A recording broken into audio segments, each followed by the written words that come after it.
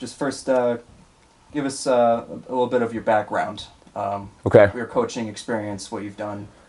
Yeah, I've been all over the place. Have coached at multiple levels. I started my career off at a Division III school in Newport News, Virginia, near the Virginia Beach area. Hampton Roads is what they call it down there. Had a great experience. We actually started the program from scratch there. When we got there, I was fresh out of college, and we actually won the conference our first year with all freshmen. So that was a really neat experience to start a program from the beginning stages. And then I was there for really 4 years, a year at Villanova, a couple years at Eastern Illinois, the 1AA level, had a lot of success there, and got to work for a great guy, Bob Spoo, who's kind of a legend in the Midwest. Was a guy who really learned the passing game at Purdue, was kind of predecessor of Drew Brees and a lot of the passing things that have happened at Purdue. And then had a chance to go down to Louisiana Lafayette, and really enjoyed the culture down there, which was quite different than what we're used to here in Northwest Pennsylvania. But it was a great experience, and then to Ball State for the last 5 years, and working for Coach Lembo was a great experience, and had a lot of success there, and got to be involved in 2 bowl games. So that was a great experience. And out of all the places you've lived in, where was the most interesting place you lived in? By far, Louisiana Lafayette. Things that I don't know if I could say on camera, but drive-through daiquiris and drive-through bars, and just the culture there is quite different. They like to have fun. They like their food. They like their music, and they like their football. It was really a mini SEC school. I mean, our first game there was over 40,000 people at our first game, and what a neat experience to be around that type of culture. Hot, very, very hot. And humid. There's days in the summer which you were very glad to be going back home to Pennsylvania in July, and for a football coach, that's usually some of your off time. So being able to come up north during that time at Louisiana was nice.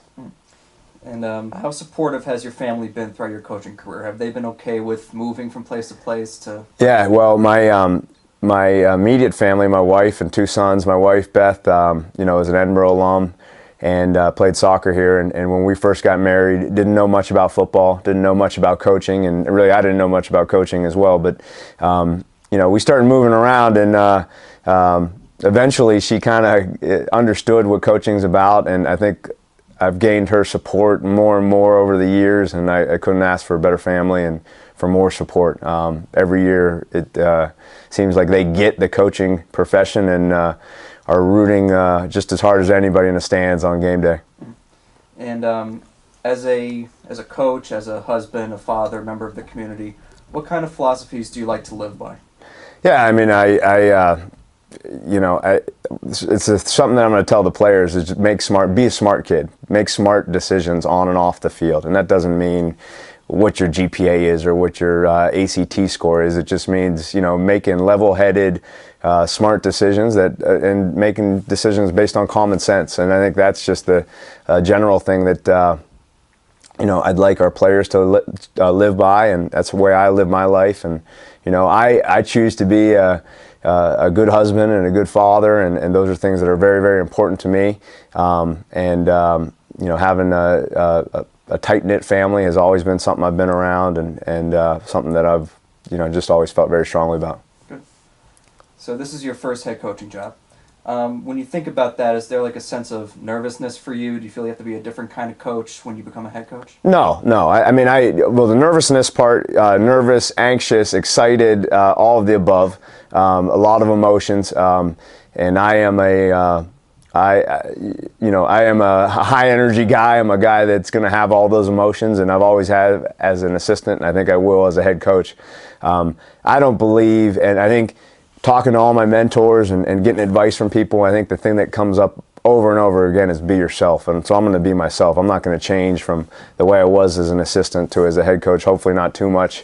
Obviously, I'm going to have to make some tougher decisions. But no, I hope not to change a whole lot. So during your press conference yesterday when you were introduced, you touched on the fact that this is a homecoming of sorts for you. You going to prep, and your wife being an alumnus of Edinboro, going to McDowell. Right.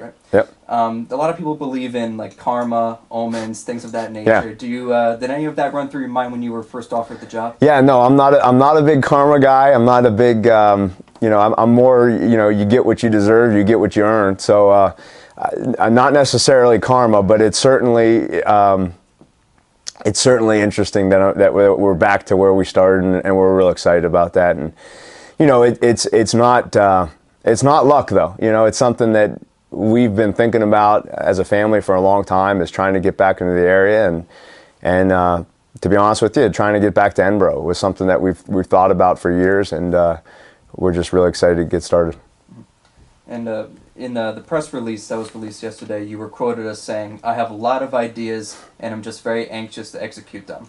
What kind of ideas do you plan to bring to Edinboro your first year? Yeah, the idea is there's a long list of stuff that I got. I got notebooks full of things, and some things are very, very simple. For example, making sure that we're doing a better job with our social media. I think that's something that nowadays kids are constantly looking at their Twitter, they're constantly looking at their Facebook, Instagram, Snapchats, and I think Edinboro football's got to be seen on that as much as possible. So those kids, when they turn their phones on, when they get out of school, they're seeing something from Edinboro shoot across their phone. I think that's going to help us in the recruiting process. So I guess my point is little things like that to big things like X's and O things where we're going to try to be an up-tempo offense, and things like that. So a lot of ideas ranging from a lot of different spectrums.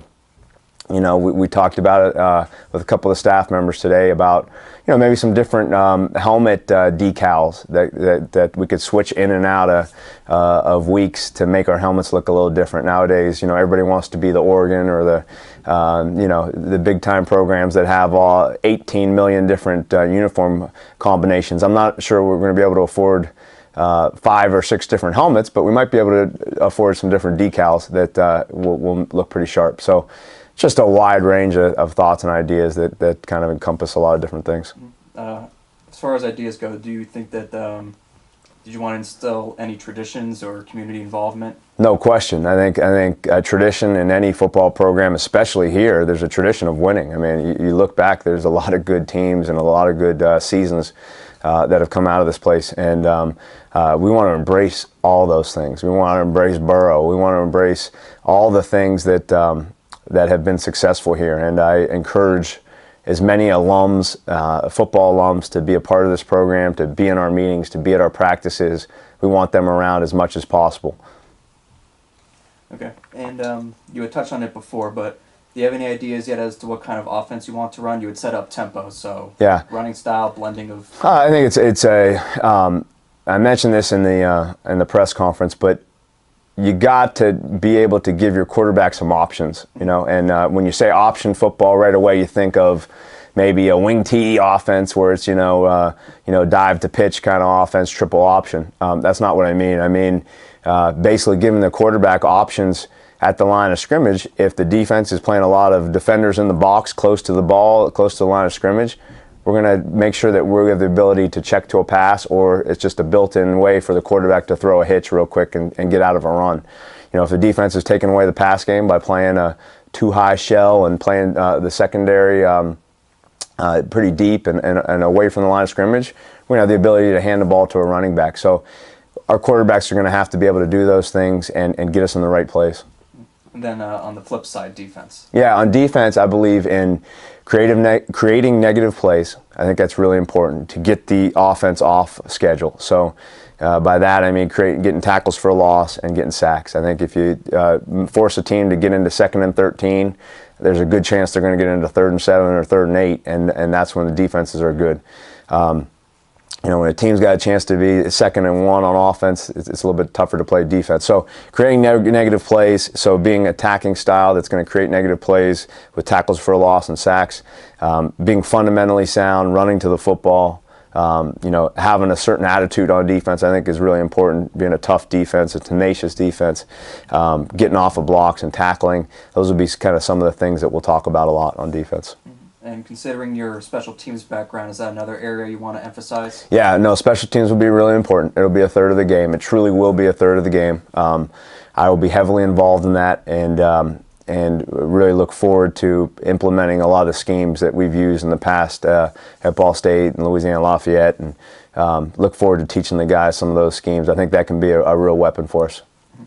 And when you sit down with your players for the first time in your first team meeting or day one of training camp or whatever, what are some points of emphasis you want to get across to them to immediately buy into your program? Yeah, I think the first thing I'm going to tell them is this is something I used to tell my running backs all the time, and it's kind of a very, very simple quote or saying, but everything is everything. And by that I mean every little thing that they do is going to be, one, evaluated by us, and it's going to determine a lot of things in terms of how they will be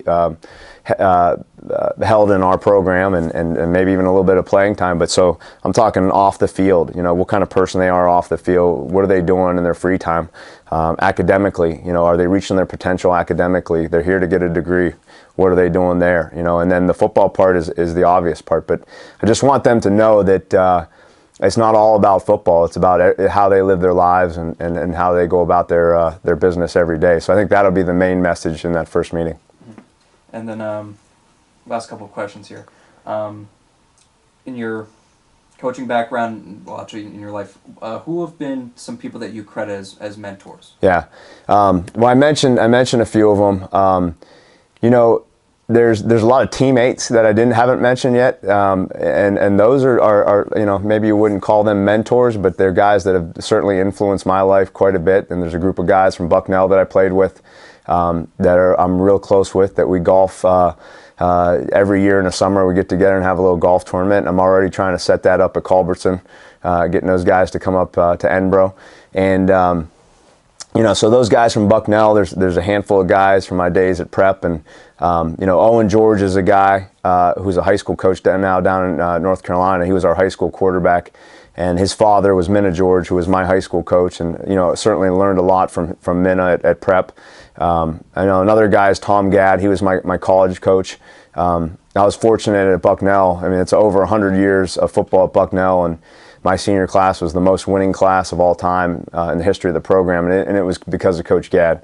I lucked out and was there when he was there, and just a great coach, great mentor, had been all across the country, was a great defensive mind, learned a lot about defensive football from him. And beyond mentors, any coaches in the NFL, yeah, in the NCAA that you grew up idolizing? Yeah, I mean, I grew up and when people, I always remember this, when I was a little kid, people ask you, what do you want to be when you grow up? I'd always say an NFL football player. I want to play in the NFL. And, well, if you can't do that, what do you want to do? And I'd always say, I want to coach in the NFL, or I want to coach, football. And so that's always kind of been a thing of mine for a long time. I should not say this, but I'm going to say this. I grew up loving the Cleveland Browns, and I know that might not be a popular thing around here, but the Browns were my team. So in the days where they were rolling and doing very well, Marty Schottenheimer was the coach. So I always had an affinity to him, and my time at Ball State and as well as Eastern Illinois, I recruited Chicago and kind of became a little bit of a Bears fan. And there's a restaurant in Chicago, Ditka's, that was one of my favorite places to go, and he would occasionally show up there. And being a Western PA guy, Mike Ditka, he's also a guy I look up to quite a bit.